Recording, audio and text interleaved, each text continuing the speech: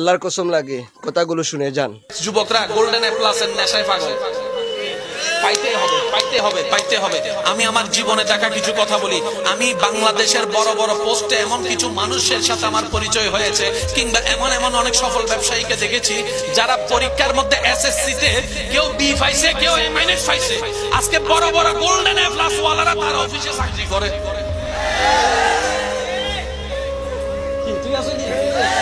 অনেক বি পানেওয়ালা, এ minus one পানেওয়ালা এমন ব্যবসায়ী হয়েছে, বড় বড় গোল্ডেন এ প্লাস পানেওয়ালা তার কাছে স্যার আপনার গোল্ডেন এ প্লাস এর দরকার কি? এত স্টেজ নেওয়ার দরকার নাই তো।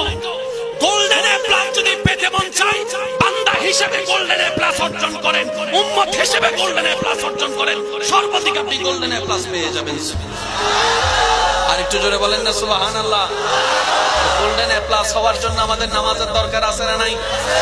সবাই মিলে বলেন শেষ ভালো, সব ভালো, জোরে বলেন নামাজের দরকার আছে না নাই?